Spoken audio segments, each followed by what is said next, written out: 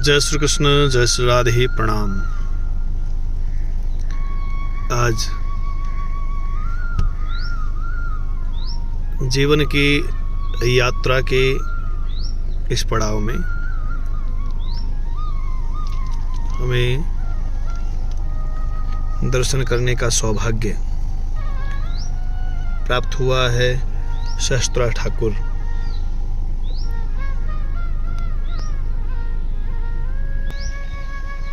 सहस्त्रा ठाकुर माँ शाकुंभरी, माँ भ्रामरी जहाँ विराजमान है, उसी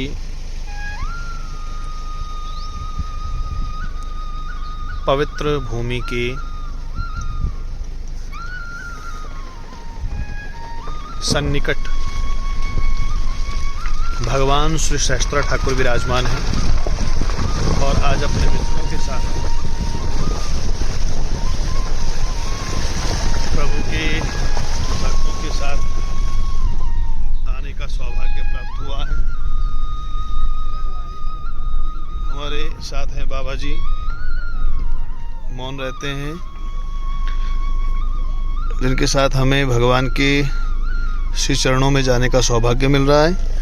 और ये हमारे हैं यात्रा के पथिक।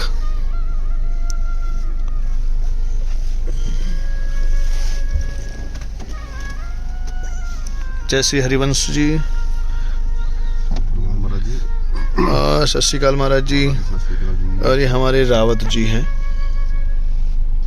और इन सब के साथ जाने का सौभाग्य प्राप्त हो रहा है। अभी मार्ग में हैं, पत्थरों के ऊपर ये बहती जलधारा मन को बड़ा आनंद प्रदान कर रही है। और आप देखें कि कैसे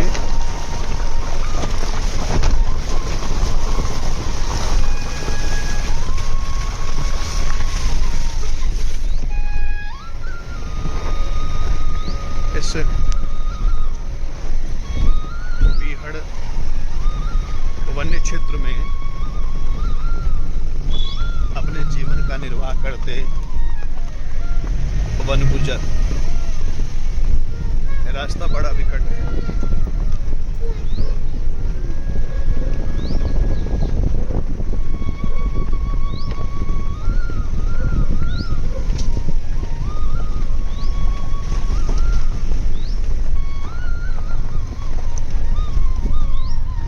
लेकिन गोविंद बड़ी परिश्रम के बाद बड़ी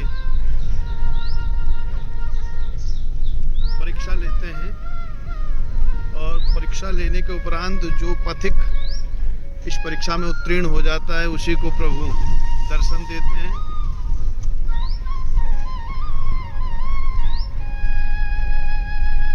इस मार्ग में हमको मिल रहे हैं कुछ चरवाहे जो अपनी भेड़ बकरियों के साथ इस वन्य संपदा में विचरण करते हैं, अपने जीवन को निर्वाह करते हैं। बड़ी सुंदर जगह, अद्भुत रमणीय, चित्त को शांति प्रदान करने वाला ये वन्य क्षेत्र। हम चलते जा रहे हैं सहस्त्र ठाकुर के पावन मंदिर की ओर। भक्ति की सबसे बड़ी विशेषता है कि बिना परमात्मा की भक्ति का कोई आधार नहीं। 2-4 दे दो उसको, 2-4।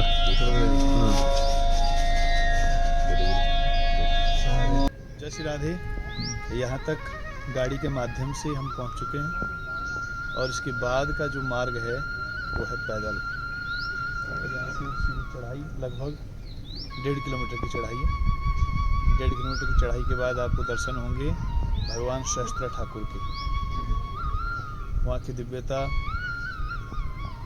अद्भुत है और कहा जाता है ये स्थान बहुत पौराणिक है।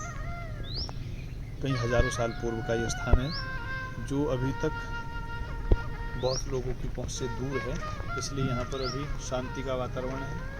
और ऐसे ही दिव्य स्थान पर आज हम दर्शन करने के लिए जा रहे हैं। आइए आपको दर्शन कराते हैं।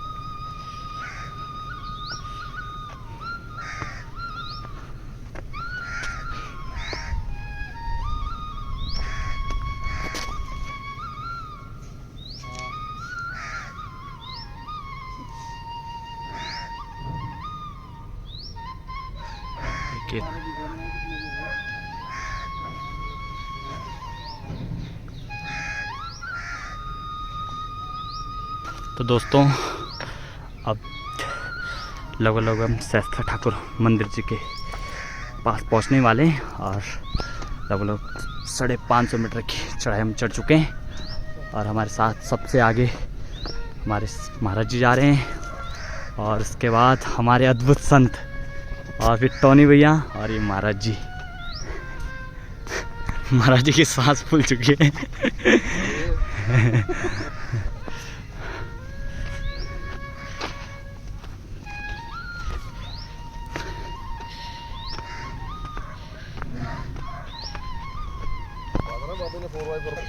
डोली ले रखी भाग रहे हैं।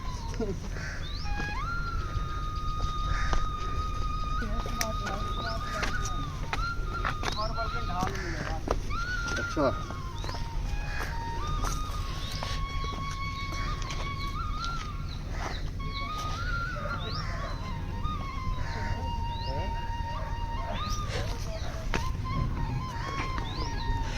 लगभग 1 किलोमीटर की चढ़ाई चढ़ के अब थोड़ा सा रास्ता डाउन लगा है और कुछ ही देर में आपको मंदिर के दर्शन कराने वाले।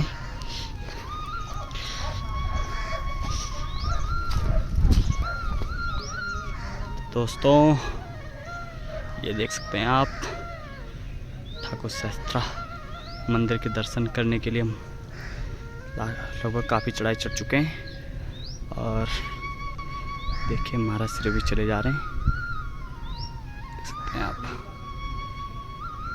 तो लगभग अब हम 1.5 किलोमीटर की चढ़ाई चढ़ के जय महाराज जी श्री के साथ आखिर एक छोटी सी झलक मंदिर की दिख गई है और बस कुछ ही मिनट में। और हमारे टोनी भैया काफ़ी धीरे से चल रहे हैं, ना जाने क्यों, जबकि सबसे ज़्यादा ऊर्जा इनके अंदर ही रहती है।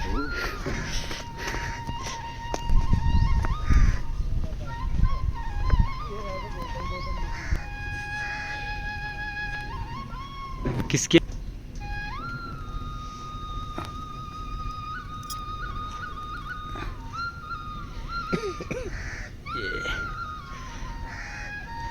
दोस्तों लगभग 300 मीटर की दूरी पर ये मंदिर के दर्शन हो चुके हैं और एक उत्साह सा हमारे अंदर जग चुका है, क्योंकि काफ़ी चढ़ाई चढ़ने के बाद आखिर मंदिर के दर्शन एक छोटी सी झलक हो चुकी हैं। बाकी आपको वहीं जा कर के दिखाते हैं।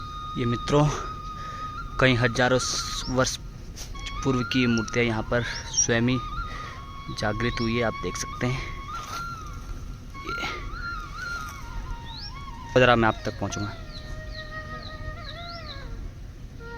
श्री राधे श्याम। आप ये शिला विग्रह जो देख रहे हैं, ये विग्रह अनंत वर्षों से यहाँ ऐसे ही पड़ा था। एक दिन कुछ संत महंत इस दिव्य स्थल के दर्शन करने के लिए आए और संत जब यहाँ से गुजरे तो उन्हें अनुभूति हुई कि यहाँ कुछ ऐसा है जो भी लोगों से छिपा है। और उस संत ने यहाँ के जो पुजारी है उन्हें यहाँ खुदाई करने का निर्देश दिया, और जैसे ही खुदाई की तो ये दिव्य शिला यहाँ पर इन्हें प्राप्त हुई। आप देखें कितना सुंदर, कितना अद्भुत चित्रण इस शिला पर किया गया है। ऐसी बेहद स्थिति में इस प्रकार के पाषाणों को मिलना ही अद्भुत है।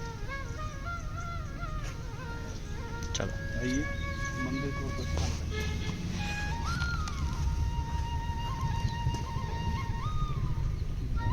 आप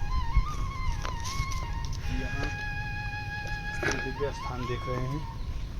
ये माँ महाकाली और बाबा भैरव का स्थान कहा जाता है। यहाँ आसपास पड़े हुए शिलाखंड आपको इस और इशारा करते हैं कि जब ये मंदिर अपनी विशालता के साथ यहाँ स्थापित होगा तो बड़ा भव्य और दिव्य होगा।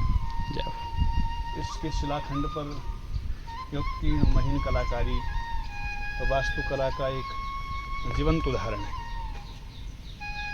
आइए महाकाली बाबा भैरव को प्रणाम करके मंदिर की ओर प्रस्थान करते हैं।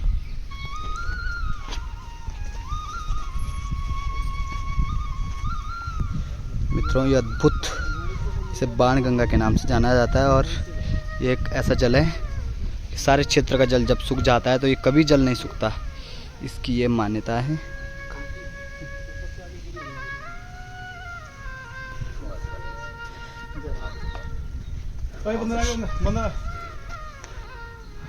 दोस्तों फाइनली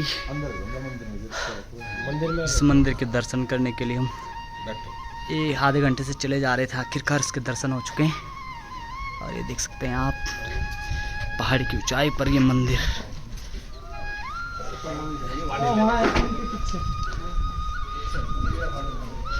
देख सकते हैं आप मंदिर का अद्भुत दृश्य।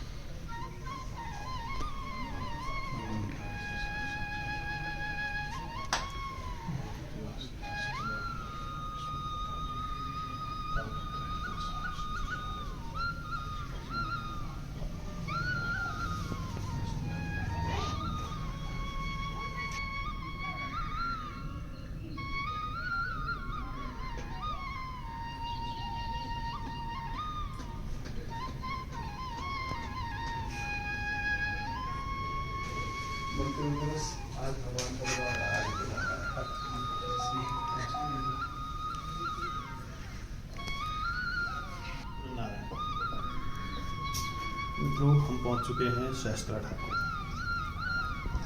और आपने शास्त्रा ठाकुर में भगवान के दिव्य वहाँ के दर्शन तो कर लिए हैं। आपको जानकर के आश्चर्य होगा कि ऐसे विकट घनघोर वन्य संपदा के बीच भगवान का ऐसा दिव्य अद्भुत मंदिर आश्चर्य की बात है। अब जिस मंडप पर मैं खड़ा हूँ, इस मंडप पर 8 स्तंभ हैं और ये सारे स्तंभ एक ही पाषाण के हैं, एक ही पत्थर से बने हैं। इस पूरे मंडप का जो पत्थर ये एक ही है। इतना विशाल पत्थर यहाँ कैसे आया, सोचने की बात है।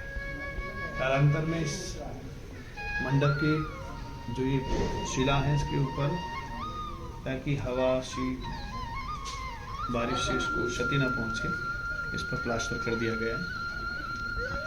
इन स्तंभों के बीच की दूरी समान है, एक जैसी है। एक ऐसी जंगलों के बीच में ऐसे मंदिर का पाया जाना अद्भुत बात है। और यहाँ के जो पुजारी हैं, उनसे भी हम यहाँ के बारे में कुछ जानकारी लेते हैं। ये भगवान नारायण जी का स्थान है। यहाँ भगवान नारायण जी सामने हैं, बराबर में श्री राम जी हैं, उनके जस्ट बराबर में भगवान श्री कृष्ण जी हैं, जो कि विराट रूप में विराजमान है। शास्त्रों में लेख है कि यहाँ भगवान नारायण ने शिव की आराधना की है और भगवान शिव ने भगवान नारायण से अनुरोध किया, क्योंकि दोनों एक दूसरे के इष्ट हैं, कि आप प्रभु उन 2 स्वरूपों के भी दर्शन कराएं जिनमें आप लीला करेंगे। तो यहाँ भगवान श्री राम और श्री कृष्ण जी के साथ भगवान नारायण जी विराजमान हैं विराट रूप में। पीछे इस मंदिर के जस्ट पीछे महादेव जी हैं, जो पूर्ण ज्योतिर्लिंग में है, स्वरूप सहित शिवलिंग है। वो कई हजार वर्ष प्राचीन मंदिर है, ऐसा भी मानना सुना है। और माना जाता है कि पांडव भी यहाँ पूजा करके गए हैं अज्ञातवास में। ये जो इधर बराबर में धर्मशाला है, ये पांडव की बनाई हुई है। ये प्राचीन है, इस पे लिंटर बाद में पड़ा, पहले छप्पर था फूस का। तो पहले यहाँ ऐसे ऊपर माता वैष्णो देवी जी हैं, जो कि यहाँ पहाड़ी टूटने के बाद माता वैष्णो देवी की 3 पिंडियाँ यहीं पे निकली हैं। और 95 में ये मंदिर फिर बनाया गया था। मंदिर बाद में बनाया गया, लेकिन मूर्ति प्राचीन है। इधर हनुमान जी का जो प्राचीन स्थान है वो ये है। फिर हनुमान जी की जो प्रतिमा है वो मिट्टी पहाड़ वो घुट गया था, उसकी वजह से फिर नई प्राण प्रतिष्ठा कराएगी हनुमान जी की। बाकी यहाँ रास्ते में बाणगंगा है, जिसमें प्रेतशिला है। भारत में 4 प्रेतशिलाएँ हैं, गया जी में, हरिद्वार और वैष्णो देवी, और चौथी सेंसर ठाकुर में। ये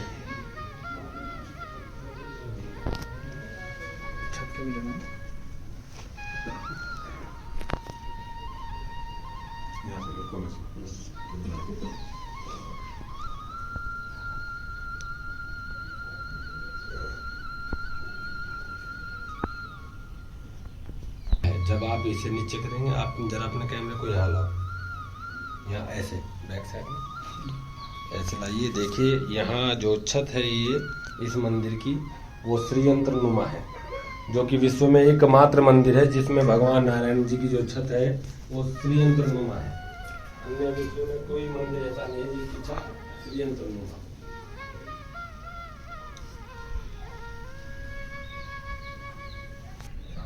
दीवार भी है। ये सामने गौतम ऋषि की गुफा है। यहाँ मानना है इधर की जी। वहाँ गौतम ऋषि जी ने तपस्या की थी, तो वहाँ उनकी मूर्तियाँ भी थी। लेकिन वो जब मुसलमानों ने जब यहाँ उस टाइम पे इतना वो तो था नहीं, तो वो खंडित करके इधर डाल दी थी। ये आश्रम में जाने किसके हाथ का भोजन यहाँ लगता है, पर यहाँ अखंड भंडारा चलता है परमानेंट। मंदिर 12 महीने खुला रहता है। हाँ जी, 12 महीने। जैसे बरसात होती है तो बरसात में हम लोग तो यहीं रह जाते हैं, बाकी क्योंकि रास्ता आवाजाही खत्म हो जाए, जब बारिश रुकी होती है हमें पता होता है कि पानी कब आएगा कब नहीं आएगा, तो हम उस हिसाब से निकल जाते हैं। आते भी उस हिसाब से जाते हैं। तो यहाँ आपके गाँव वाले, आपके परिवार की वो रहती है बारी। हाँ जी, हाँ जी, हाँ जी। अब सोच रहे हैं कि इकट्ठा कर दिया जाए बारी से हटा के, क्योंकि विकास नहीं होगा। अब 1 साल ठाकुर जी ने हमें सेवा का मौका दिया। हम दोनों भाई पहली बार ही रुके हैं 1 साल के लिए। हाँ, तो अब ये सोलर लाइट लगवाई हमने वहाँ तक नीचे तक, एक भक्त से मांग के। अभी एक से और मांगा, पीछे फरस उस दिन तो था नहीं जब भाई साहब आए थे। मैंने कहा भैया आप फरस डलवा दो। अब ऐसे करके यहाँ विकास करवा रहे हैं हमारा।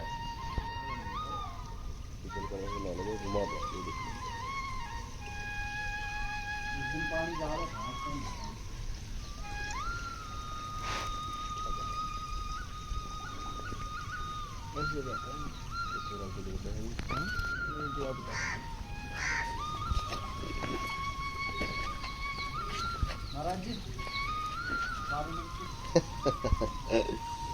डर लगता महाराज जी। तुम्हें क्यों लगेगा, तुम जवान लौंडे। मित्रों अब हम दर्शन कर रहे हैं सूर्य कुंड के। सहस्त्रा ठाकुर में भगवान के शिव विग्रह के दर्शन करने के उपरांत हम आए हैं एक ऐसे सरोवर में जो अभी आम जनमानस की पहुंच से है दूर। भगवान सूर्य के नाम से इस कुंड का नाम पड़ा है, इसका नाम है सूर्य कुंड। और अब इस कुंड को देखिए, जल बड़ा स्वच्छ निर्मल। इस कुंड के ऊपर एक छोटा सा और कुंड भी है जिससे जलधारा बहकर के इस कुंड में आती है। यहाँ के स्नान के आचमन की बड़ी महत्ता है।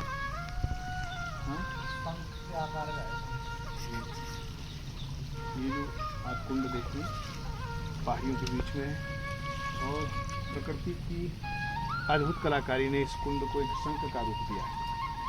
जैसे शंख वैसे कुंड का आकार। और यहाँ से हल्की सी जलधारा नीचे दूसरे कुंड में जा रही है।